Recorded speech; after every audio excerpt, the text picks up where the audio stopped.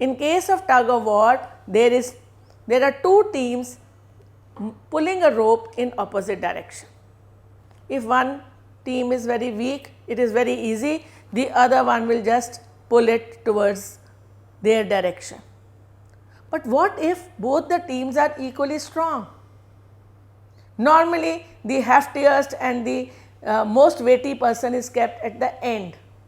Then for quite some time, the rope is not moving in any direction. It is like a balance. On both sides, there is equal weight. So, it is equal. It is not going down or going up. When does a balance span go down? When it is heavier. And why it goes up? Because it is lighter.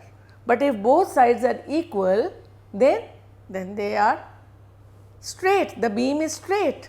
Similarly, in tug of war also, when the both teams are equally strong, force applied is same, there is no movement at all, just like sofa. But if they were supposed to pull it and they were all together, then obviously it would have led to anything. It is like a teamwork. Did you see Chak De India? What did Shah Rukh say? If you want to play, first of all play for your country, then for your team, and then only for yourself. What does that mean? Because we can win only if we all put our efforts together. If we want individual glory, like that was happening in the case of that new captain and the old captain, if they were working in opposite direction, they couldn't have won, because their self-interest was in opposing direction. Each one wanted to have a glory as an individual player. But what happened when they put their efforts together? The moment they were moving in one direction, there was progress. And that is true in every case, whether it is country or your family. When everyone is together and is moving in one direction, then only there is victory. It is based on simple concept of force. So, the conclusion is that when force is applied by two people in same direction, then it gets added up. And when it is in opposite direction, then the total force applied or acting on the object is the net difference between the two forces.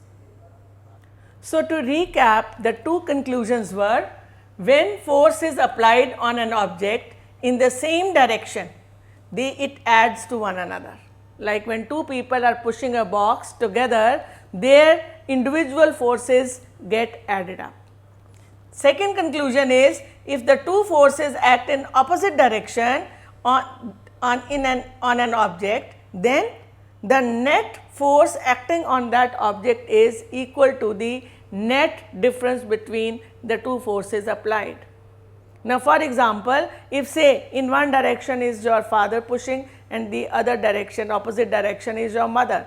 So, whatever is the difference in their force, only that much is being applied on the box. But if they were together moving in same direction, there would have been more effect on the object, because the force would have got added up.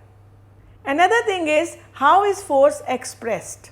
Force is expressed through magnitude.